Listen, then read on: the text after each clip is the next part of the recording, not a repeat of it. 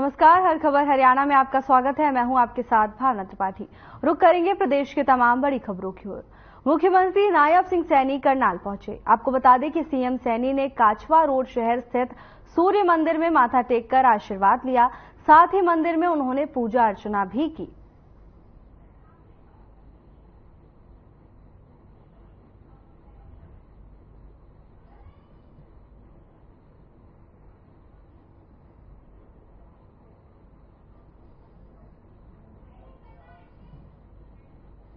खबर करनाल से है, जहां मुख्यमंत्री नायब सैनी करनाल दौरे पर पहुंचे। इस दौरान उन्होंने सूर्य मंदिर में पूजा अर्चना की और आशीर्वाद भी लिया। तस्वीरें करनाल से हैं, जहां सीएम सैनी मंदिर में पूजा अर्चना करते हुए नजर आ रहे हैं। करनाल पहुंचने पर कार्यकर्ताओं ने उनका जमकर स्वागत किया।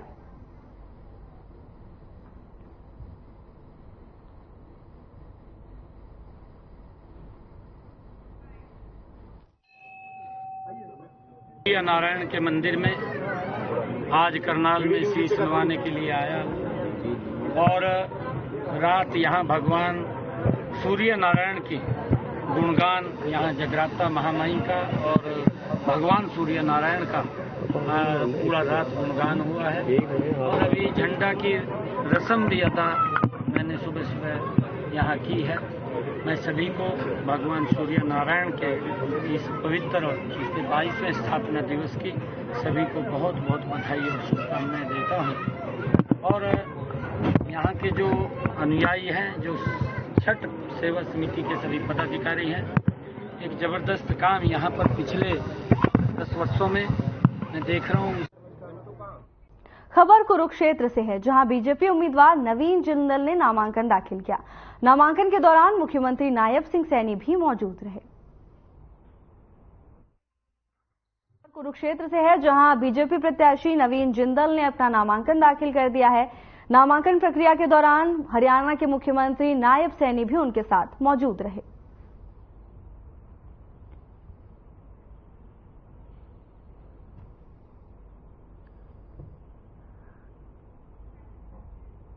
खबर कुरुक्षेत्र से है, जहां नवीन जिंदल ने अपना नामांकन दाखिल कर दिया है। नॉमिनेशन प्रोसेस के दौरान उनके साथ हरियाणा के मुख्यमंत्री नायब सैनी मौजूद रहे हैं। तो लोकसभा चुनाव का बिगुल बज चुका है। सभी प्रत्याशी चुनावी मैदान में उतर चुके हैं। लगातार प्रत्याशी ऑफिस पहुंचकर नामांकन दाखिल कर रहे हैं। इसी क्रम में बीजेपी प्रत्याशी नवीन जिंदल भी ने अपना नामांकन दाखिल किया। हरियाणा स्कूल शिक्षा विभाग ने सभी सरकारी और गैर सरकारी स्कूलों के मुखियाओं को निर्देश जारी किए। स्कूल के आसपास कोई भी संदेहजनक वस्तु या गतिविधि होने का आभास होने पर उसकी सूचना तुरंत डायल 112 पर कॉल कर संबंधित पुलिस अधिकारी को दें। इसके साथ ही स्कूल के बस चालकों को भी हिदायत दी है कि बसों में स्कूल आने जाने वाले सभी विद्यार्थियों को स्कूल परिसर के अंदर से ही बस में चढ़ाया जाए और उतारा जाए। इसे लेकर शिक्षा विभाग ने सभी जिला अधीक्षक अधिकारियों को और जिला मौलिक शिक्षा अधिकारियों को निर्देश जारी कर दिए हैं। खबर चंडीगढ़ से है, जहां दिल्ली एनसीआर में स्कूलों को धमकी मिलने के बाद अब हरियाणा प्रशासन भी अलर्ट मोड पर नजर आ रहा है। शिक्षा विभाग ने सभी स्कूलों के लिए निर्देश जारी किए हैं। स्कूलों को निर्देश दिए गए हैं कि सभी विद्यार्थियों को स्कूल परिसर के अंदर से ही बस में चढ़ाया जाए और स्कूल परिसर के अंदर ही बच्चों को बस से उतारा जाए। दिल्ली एनसीआर के 100 से अधिक स्कूलों को बम की धमकी मिली थी, जिसके बाद अब हरियाणा में भी प्रशासन अलर्ट नजर आ रहा है। हरियाणा प्रशासन की ओर से स्कूलों को जरूरी दिशा निर्देश दिए गए हैं। अंबाला नारायणगढ़ रोड पर जटवाड़ गांव में बनी OASIS एथेनॉल इंडस्ट्री में सुबह बड़ा हादसा हो गया। यहां बने एथेनॉल के 2 बड़े टैंकों में धमाके के साथ भयंकर आग लग गई। आग इस कदर भयंकर थी कि आग की लपटें कई किलोमीटर दूर से भी देखी जा सकती थी, जिसके बाद आग लगने की सूचना दमकल विभाग को दी गई और दमकल विभाग की दर्जनों गाड़ियां मौके पर पहुंची, जिसके बाद भी आग पर काबू नहीं पाया जा सका।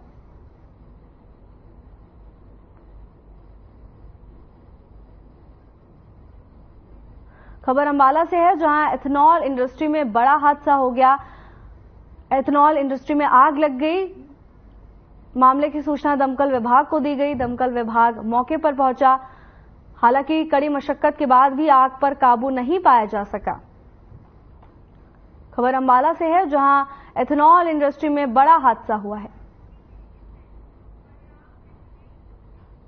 हिसार में रंजीत चौटाला ने पूर्व सीएम मनोहर लाल सहित कार्यकर्ताओं के साथ लघु सचिवालय में नॉमिनेशन किया। बीजेपी प्रत्याशी रंजीत चौटाला सुशीला भवन में कार्यकर्ताओं के साथ पहुंचे। सभी लोग पैदल मार्च करते हुए हिसार के लघु सचिवालय में पहुंचे और निर्वाचन अधिकारी के समक्ष अपना नामांकन पत्र दाखिल किया। इस मौके पर पूर्व सीएम मनोहर लाल, पूर्व मंत्री सावित्री जिंदल मौजूद रहे।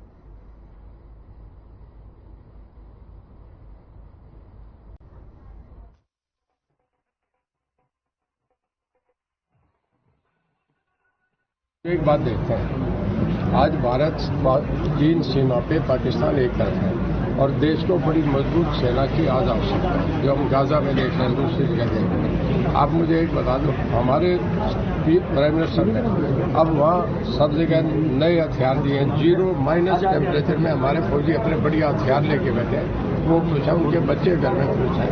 आज देश में क्या उन हालात में राहुल गांधी देश को बचा लेगा? मोदी बचा सकते हैं देश को? लोग इन बातों को कहते हैं। लोग देश की स्टेबिलिटी, लोग सार्वभौमिकता देश की देखना चाहते हैं। तो कैसे देखते हैं चुनाव को? आज जैसे हिसार के लोग, पार्टी के हिसार लोकसभा के लोग आए हुए हैं, जिस तरह से आप लोग देखते हैं जितनी भीड़ आई हुई है, मुझे तो लगता है कि सब लोग चाहते हैं कि सब लोग उनका अपना प्यार देने के लिए आज इतने इकट्ठे हुए हैं भारी संख्या में। कुरुक्षेत्र में क्या मानते हैं? वहाँ भी कह रहे हैं कि कड़ा मुकाबला होता जा रहा है नवीन जिंदल के साथ। क्योंकि जैसा भी पूर्व मुख्यमंत्री जी ने कहा कि जहाँ लोग होंगे वहाँ मुकाबला तो होगा, तो मुकाबला है। लेकिन बीजेपी का बहुत अच्छा चल रहा है वहाँ, और नवीन ने खुद बहुत अच्छे काम किए हुए हैं 10 साल पहले। 10 साल बीच में नहीं थे, लेकिन 10 साल पहले उन्होंने बहुत अच्छे काम किए हैं। लोग उनके काम को देखकर फिर से उनको याद कर रहे हैं। हिसार लोकसभा से हमारे लोकसभा के कैंडिडेट चौधरी रंजीत सिंह चौटाला, इन्होंने अपना नॉमिनेशन पत्र दाखिल किया है और मुझे भी इनके नॉमिनेशन पत्र में यहाँ दाखिल करने के समय पर उपस्थित में रहा हूँ और बहुत अच्छे प्रकार से, जिस प्रकार से हम देख रहे हैं कि शहर के और पूरी लोकसभा क्षेत्र के बहुत से लोग नॉमिनेशन पत्र दाखिल कराने के लिए अपनी यात्रा निकाल करके अभी आ रहे हैं। थोड़ा लंबा जुलूस था क्योंकि मुहूर्त के समय पर इनको अपना नॉमिनेशन दाखिल करना था, इसलिए जल्दी से इनको बीच में से ला करके दाखिल कराया है। वापस शोभा यात्रा में जाकर शामिल होंगे और हजारों की संख्या में ये सारे इतने सैकड़ों वाहनों के साथ यहाँ पहुंचे हैं। रेवाड़ी से बीजेपी प्रत्याशी राव इंद्रजीत सिंह ने गुरुग्राम से राज बब्बर को प्रत्याशी घोषित करने पर तंज कसा है। उन्होंने कहा कि पता ही नहीं था कि कांग्रेस गुरुग्राम से प्रत्याशी उतारे भी की या नहीं। इसके बाद उन्होंने कहा कि राज बब्बर के आने से परिणाम में कोई फर्क नहीं पड़ेगा और बीजेपी के पक्ष में एक तरफा परिणाम होगा।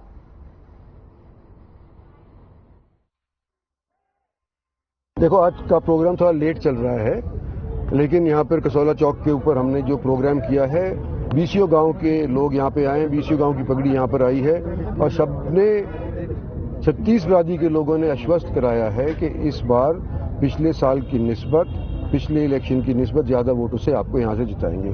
और मैंने इनके ऊपर छोड़ दिया है कि भाई कोशिश करो कि रिकॉर्ड तोड़ा जाए, और ये तोड़ने को तैयार है। फिल्म अभिनेता को यहाँ से आपके बराबर उतारा है, नुमाइंदगी दी है, किस तरह से देखते हैं आप? देखो, लड़ने का तो सभी को अधिकार है और हम उनको स्वागत करते हैं। कम से कम कोई हमारे खिलाफ प्रतिद्वंदी उतारा तो ही कांग्रेस ने। अब तक तो पता ही नहीं था कि उतारेंगे भी कि नहीं उतारेंगे। लोकसभा चुनाव को लेकर सभी पार्टियां एक्टिव मोड में हैं, तो वहीं चुनाव के लिए प्रत्याशियों ने नामांकन दाखिल करना शुरू कर दिया है। सिरसा से कांग्रेस प्रत्याशी कुमारी सैलजा ने नामांकन दाखिल किया है।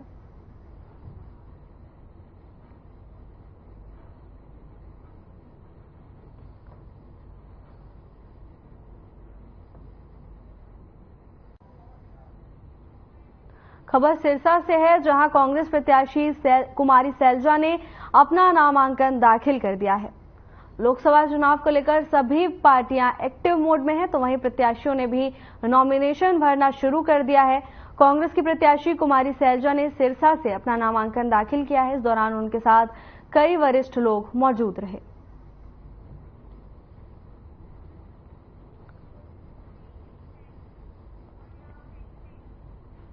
खबर झज्जर से है, जहां सांसद दीपेंद्र हुड्डा ने बादली हलके के कई गांव में चुनाव प्रचार किया और कांग्रेस के पक्ष में मतदान करने की अपील की। उन्होंने कहा कि करीब 19 सालों के कार्यकाल में लोगों ने उनका काम भी देखा और उनका आचरण भी देखा है। साथ ही उन्होंने हरियाणा को स्वास्थ्य सेवा शिक्षा का हब बनाने के लिए बाढ़सा एम्स 2 और ऐसे कई काम पूरे कराकर इन्हें शुरू भी करा दिया। लेकिन 2014 में सरकार बदलने के बाद बीजेपी सरकार ने बाढ़सा एम्स 2 के बचे हुए 10 संस्थानों के काम में रोड़ा अटका दिया।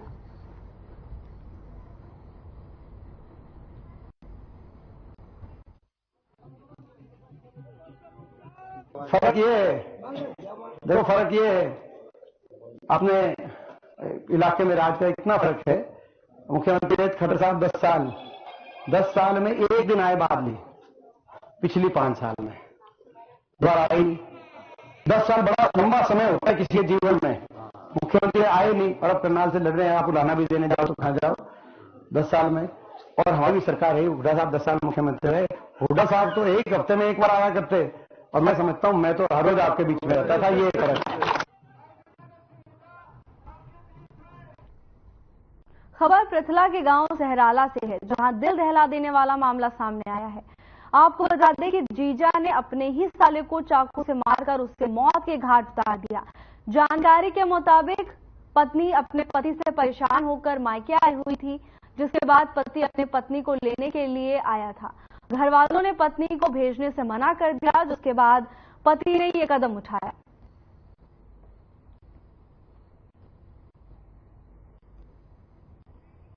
खबर पृथला से है, जहां एक जीजा ने अपने ही साले को मौत के घाट उतार दिया। जानकारी के मुताबिक पत्नी काफी समय से अपने मायके में रह रही थी।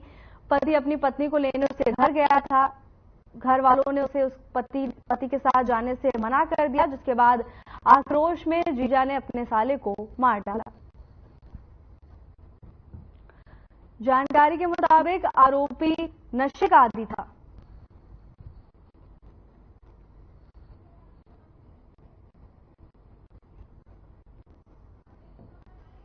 चला गया था, रात भाई को देखने के लिए आया, जरा कहना तक करे ना, बहाने से आया धोखे से, उसके भाई भैया छोड़ के गए थे पुल पे पेट्रोल करने के लिए चले गई, मेरा भाई अंदर चले गया, फिर उसने पीछे से आकर चक्कू गला काट दिया मेरे भाई का। आपके हस्बैंड ने? हाँ। बस इतनी सी बात के ऊपर चक्कू मार दिया? इससे पहले कोई झगड़ा हुआ था उन दोनों के बीच में? नहीं। अच्छा, तो फिलहाल क्या चाहते हैं आप लोग? इंसाफ सब चाहते हैं, कार्रवाई होनी चाहिए। कार्रवाई होनी चाहिए, मेरे भाई को इंसाफ मिलना चाहिए। हम राममती जी, क्या हुआ? आपके बेटे का नाम क्या था, कितनी उम्र थी और कैसे हत्या हुई? मेरे बेटा की 27 साल उम्र। नाम क्या था? कुसुमपाल। तो कैसे हत्या हुई थी? मेरे भाई मेरे बेटा से पहले कलेश आ गया, बेटी से बहुत ज्यादा कलेश आ गया, तलाक खूब कहते हो। मेरे बेटा ने कहते कि तुम पे नाराज जाता, मैं राग लगो, मैं खबा दूंगा, बहन मेरी है। तो फिर तो ये गलत फैमिली समझे हो, सब जिससे बोलती मेरी लड़की, इसने उसका बलदार है कि मेरे बेटा का गर्दन काट दिया। ये जी दोनों जीजा साले हैं, जो कुशल पाल है जो मरने वाला है, इसका जीजा जगदीश जो खोसी के पास गांव है वहां का रहने वाला है। इनसे 4 बच्चे हैं। जो ये एक सरार किस्म का आदमी था, अपनी पति को पीटता था। सराले में एक पाइप फैक्ट्री है, उसमें नौकरी करते थे। तो ये ले जाने की जिद कर रहा था, ये भेज नहीं रही थी लड़की को। इसी बात को लेकर इनमें तकरार होगी और इसने अपने साला था जो उसको गर्दन में चक्कू मार दिया।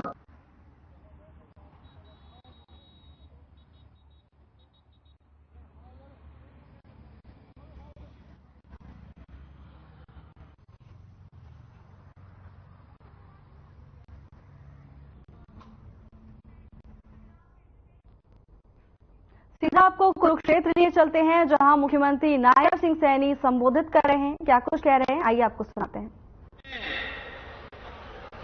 मंत्री सुभाष सुधा जी मंच पर विराजमान, हरियाणा सरकार में पूर्व मंत्री, जिनका आशीर्वाद हमारे सर के ऊपर है, ऐसी परमादरणीय सावित्री जिंदल जी, हमारे मंत्री, पेहवा के लोकप्रिय विधायक सरदार संदीप सिंह जी, हमारी कलायत की पूर्व मंत्री और विधायिका बहन कमलेश टांडा जी, कलायत कैथल के हमारे लोकप्रिय विधायक लीलाराम गुर्जर जी, पूर्व राज्यसभा के सांसद डीपी वत्स जी, पूर्व विधायक डॉक्टर पवन सैनी जी, पूर्व मंत्री विधायक ओबीसी मोर्चा के प्रदेश के अध्यक्ष कर्णदेव काम्बोज जी, पूर्व मंत्री कृष्ण बेदी जी और हमारे जिला के लोकप्रिय अध्यक्ष रवि बतान जी, हमारे कैथल के लोकप्रिय अध्यक्ष अशोक गुर्जर जी, हरियाणा सरकार के चेयरमैन धर्मवीर मिर्जापुर जी और सरस्वती हेरिटेज बोर्ड के वाइस चेयरमैन धूमन सिंह किरमत जी, पूर्व विधायक देवेंद्र शर्मा जी, पूर्व विधायक दिनेश कौशिक जी, पूर्व विधायक कुलवंत बाजीगर जी, पूर्व विधायक ईश्वर सिंह पलाका जी, पूर्व विधायक बंताराम वाल्मीकि जी, पूर्व विधायक तेजवीर सिंह जी, नरेंद्र डाबला जी, हमारे प्रदेश के सचिव राहुल राणा जी, जगमोहन आनंद जी, मनीष यादव जी, हमारी जिला परिषद की चेयरपर्सन कमलजीत कौर जी, मंच पर विराजमान हमारे सभी पार्टी के नेतागण और जिन्होंने पार्टी को ज्वाइन किया है, ऐसे पूर्व विधायक जोगी राम जी कलायत, जय भगवान जी जो INLD से छोड़ करके जिन्होंने भारतीय जनता पार्टी को ज्वाइन किया है, और हमारे राजवीर मलिक जी, इन्होंने पार्टी को ज्वाइन किया है। इनका मैं पार्टी आगमन पर बहुत बहुत स्वागत और धन्यवाद करता हूं। और इस अनाज मंडी के सभागार में उपस्थित मेरे कुरुक्षेत्र लोकसभा की सरदारी, मेरे पिता समान बुजुर्गों, मातृशक्ति, युवा साथियों, प्यारे बच्चों, आप सबको दोनों हाथ जोड़ करके राम राम करता हूं, शीश झुका करके प्रणाम करता हूं। भाइयों, आज मुझे गर्व है कि मैं अपने परिवार के बीच में आया हूं। आप लोगों ने 2019 के चुनाव में अपने भाई को 3,85,000 मार्जिन से जितवा करके नरेंद्र मोदी के पास भेजने का काम किया था। और भाइयों, आप सबका मैं दिल से धन्यवाद करता हूं। हम देख भी रहे हैं इन 10 वर्षों में नरेंद्र मोदी जी के नेतृत्व में भाइयों मेरा ये कुरुक्षेत्र बदला है, मेरा हरियाणा प्रदेश बदला है, मेरा ये देश बदला है। आज गांव गली वार्ड में एक ही चर्चा होती है कि भाई काम तो मोदी ने जबरदस्त किए हैं, काम तो भारतीय जनता पार्टी की सरकार ने जबरदस्त किए हैं। और भाइयों, ये चर्चा अंदर खाते ये कांग्रेस के घर के अंदर भी होती है। कांग्रेस के लोग जब भाई भोजन की थाली के ऊपर बैठते हैं तो वो भी बैठ करके इस बात की चर्चा करते हैं कि मोदी ने भारत को मजबूत किया है। दुनिया के अंदर नरेंद्र मोदी ने भारत को आगे बढ़ाने का लगातार काम किया है। ये चर्चा उनके घर में भी होती है। परंतु भाइयों, उनकी मजबूरी उनकी है कि परिवार के आगे सरेंडर करते हैं, परिवार के आगे बोल नहीं सकते हैं। जो वहां से लिख करके आता है वही उनके नेता बोलने का काम करते हैं। भाइयों, मैं आप लोगों को बताना चाहूंगा कि इन 10 वर्षों में देश के अंदर गरीब के लिए काम हुआ है। इन 10 वर्षों में भाइयों रोड के इंफ्रास्ट्रक्चर को मजबूत किया गया है। इन 10 वर्षों में देश के अंदर रेलवे कनेक्टिविटी को मजबूत किया गया है। इन 10 वर्षों में देश ने एयर कनेक्टिविटी को मजबूत किया गया है। इन 10 वर्षों में देश के हेल्थ सिस्टम को मजबूती से आगे बढ़ाया गया है। भाइयों हम देखते हैं 7 सालों में कांग्रेस ने देश के अंदर एक एम्स खोला था। अटल बिहारी वाजपेयी जी ने उसकी संख्या 4 की थी। नरेंद्र मोदी जी ने 10 वर्षों में उसकी संख्या 24 की है। आज लोगों को स्वास्थ्य सुविधाओं को लेकर के उनको लाभ मिल रहा है। भाइयों जो लोग मंच के ऊपर खड़े होकर के बोलते थे कि मैं कट्टर ईमानदार हूं, मेरी पार्टी कट्टर ईमानदार है, और भाइयों ये बोलते थे कि हम स्कूल खोलेंगे, अच्छी शिक्षा देंगे, क्लिनिक मोहल्ला खोलेंगे, अच्छी स्वास्थ्य सुविधाएं देंगे। भाइयों जो लोग ईमानदारी की बात करते थे, जो लोग ये बोलते थे कि मैं मकान नहीं लूंगा, जो लोग ये बोलते थे मैं गाड़ी नहीं लूंगा, जो लोग ये बोलते थे अगर मेरे ऊपर आरोप लगेगा मैं त्याग पत्र दे करके सबसे पहले उसकी जांच कराऊंगा, जो लोग ये बोलते थे उनकी वीडियो भी है, ये बोलते थे कि अगर सोनिया गांधी की जांच हो जाए ईडी से तो वो अंदर चली जाएगी। भाइयों जो पानी पी पी करके कांग्रेस को गाली पिलाते थे, आज भाइयों दोनों गले मिल गए हैं। और हमें ये भी देखना है जो लोग शिक्षा की बात करते थे, जो क्लिनिक मोहल्ले की बात करते थे, भाइयों उनके शासन के अंदर शराब की दुकानें ज्यादा खुल गई है। ये भी हमने देखना होगा। जो व्यक्ति यहाँ करके प्रचार कर रहा है कि मैं नशे को बंद करने का काम करूंगा, अरे पहले दिल्ली के अंदर देख ले, जहां पर तू बैठा है वहां तो शराब की दुकानें आप लोगों ने गली गली के अंदर खोलने का काम किया है।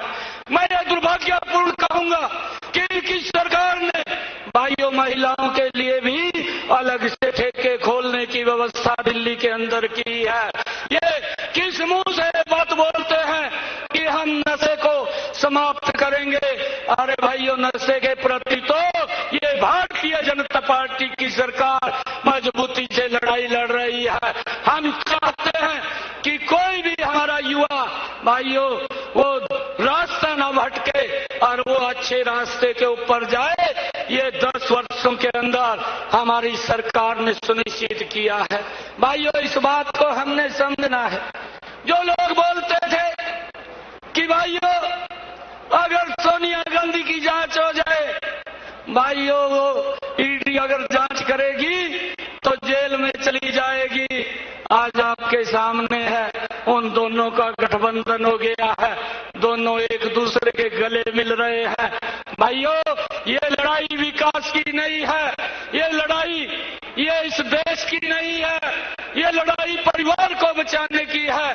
कांग्रेस और ये आम आदमी के लोग ये इसलिए वोट मांग रहे हैं कि हमने अपने परिवार को बचाना है।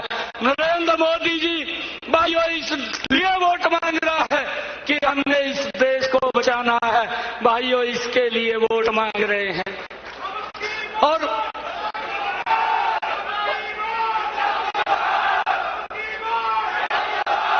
भाइयों हम देख रहे हैं, हम ये भी देख रहे हैं कि इन 10 वर्षों में गरीब के प्रति मजबूती से ये सरकार ने काम किया है।